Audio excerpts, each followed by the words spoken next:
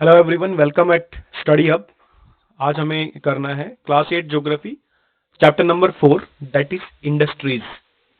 Exercise solution हमें देखना है इस चैप्टर का। सो स्टार्ट करते हैं। The very first question, what is meant by the term industry. Industry से आप क्या समझते हैं, इसको आपको डिफाइन करना है। So let's C.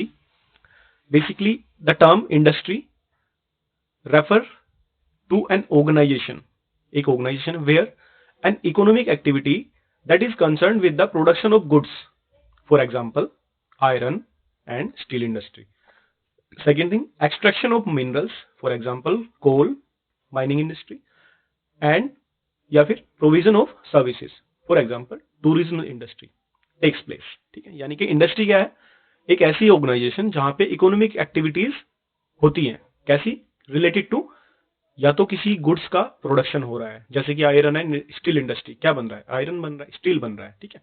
Extraction of minerals, जैसे कि कोल इंडस्ट्री, वहां पे क्या एक्सट्रैक्ट कर रहे हैं आप लैंड से, जमीन से कोल को निकाल रहे हैं, माइनिंग इंडस्ट्री इसको बोलते हैं। ठीक है। या फिर कुछ सर्विसेज आप प्रोड्यूस कर रहे हैं, जैसे कि टूरिज्म। टूरिज्म क्या है? एक सर्विस है, एक सेवा है। आप एक नई चीज पैदा कर रहे हैं, किससे? टूरिज्म पैदा कर रहे हैं, किससे? जो लैंडस्केप है, डिफरेंट डिफरेंट ब्यूटीज है, उसको एक्सप्लोरेशन मिल रहा है, टूरिज्म को आप कर रहे हैं। फॉर एग्जाम्पल, दूसरा एग्जाम्पल क्या है सर्विस इंडस्ट्री का? ट्रांसपोर्टेशन। आप प्राइमरी और सेकेंडरी जो इंडस्ट्रीज है उनको सपोर्ट करने के लिए सर्विस दे रहे हैं। क्या सर्विस दे रहे हैं? ट्रांसपोर्टेशन की। ठीक है। तो ये सब क्या है? इंडस्ट्रीज है। ठीक है। तो क्या डेफिनेशन क्या हुआ? The term industry refers to an organisation where an economic activity that is concern with the production of good, extraction of minerals and provision of services takes place, that is called industry. So next question, which are the main factors which influence the location of an industry? एक industry की location कौन कौन से factors की वजह से influence होती है, यानी कि इंपैक्ट उस पर पड़ता है। कोई इंडस्ट्री अगर हमें सेटअप करनी है तो क्या क्या फैक्टर्स हैं जो हमें अपने दिमाग के अंदर रखने हैं, ये आपको बताना है इस क्वेश्चन में। सो let's see the factor influencing the location of an industry, that is number 1 availability of the raw material, यानी कि जो कच्चा माल है उसकी अवेलेबिलिटी क्या है? नियर बाई में ही अवेलेबल होना चाहिए, number 1। Number 2 availability of land. अब आपको इंडस्ट्री सेटअप करनी है तो कहां सेटअप करोगे? आसमान में तो नहीं रखोगे ना, तो लैंड की रिक्वायरमेंट होती है, तो लैंड अवेलेबल होनी चाहिए। दूसरी, एडिक्वेट सप्लाई ऑफ वाटर, जहां वो लैंड है वहां पे वाटर की सप्लाई अवेलेबल होनी चाहिए, क्योंकि हर एक इंडस्ट्री में वाटर का यूज होता ही होता है।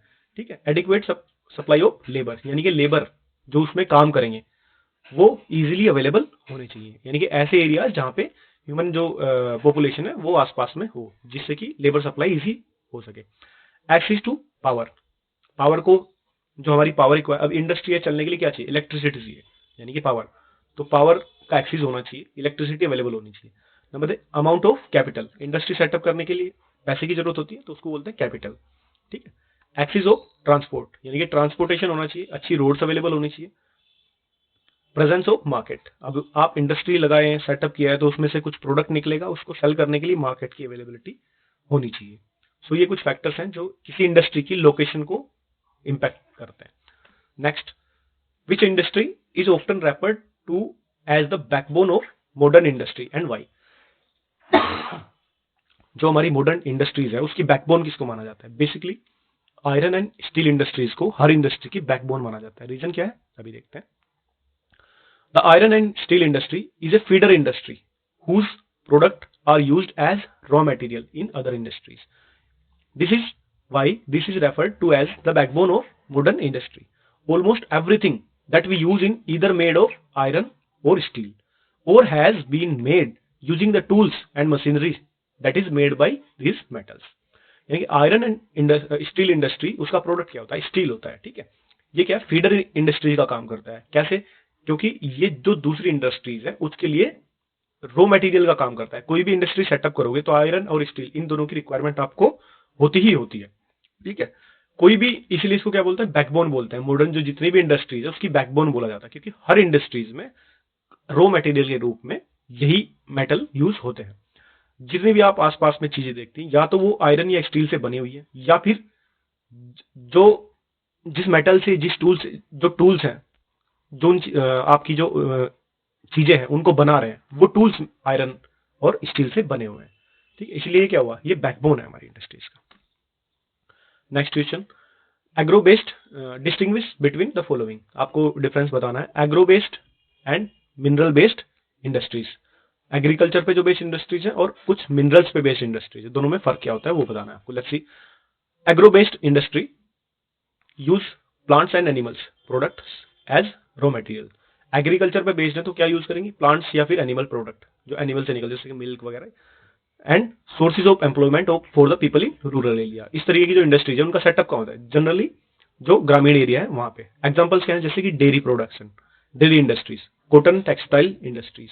ठीक है, तो ये क्या है, एग्रीकल्चर प्रोडक्ट पे डिपेंड है। जैसे कि कॉटन कहाँ से आता है, एग्रीकल्चर से, आप कॉटन की खेती करते हैं, उसके बाद आप उससे कपड़ा बनाते हैं, तो ये textile industry agriculture based industry है। नेक्स्ट, मिनरल बेस्ड इंडस्ट्री, ये क्या करती है, ये क्या यूज करती है, यूजेस मिनरल्स, मिनरल्स और एज रॉ मटेरियल। जो मिनरल्स निकलते हैं वो अयस्क है हमारे, उनको रॉ मटेरियल यूज करती है as a raw material. And source of employment for the people in rural as well as urban areas. अब किसी इंडस्ट्रीज में ग्रामीण क्षेत्र के लोग भी जॉब करते हैं, एम्प्लॉयमेंट उनको भी मिलता है और अर्बन एरियाज को भी मिलता है। एग्जाम्पल क्या है, आयरन एंड स्टील इंडस्ट्री या heavy machinery industries. So next, public sector and joint sector industry, अंतर बताना है। तो पब्लिक सेक्टर इंडस्ट्रीज क्या है, own and operated by the government, यानी कि सरकार के नियंत्रण में हो, और ऑपरेट यानी कि जो उसका कार्य करने की जो ऑपरेशन है, उसका डे टू डे जो ऑपरेशन है, उसके तौर तरीके, नियम्स, कानून, सैलरी कैसे होंगे, वो सब गवर्नमेंट डिसाइड करती है। ठीक है, उसकी मालिक भी गवर्नमेंट है और उसको चला भी कौन रही है, गवर्नमेंट चला रही है। तो ऐसी जो इंडस्ट्रीज को क्या बोलेंगे, पब्लिक सेक्टर की इंडस्ट्रीज है। ठीक है, एग्जाम्पल एचएएल यानी कि हिंदुस्तान एरोनॉटिक्स लिमिटेड, सेल यानी कि Steel Authority of India Limited, cell.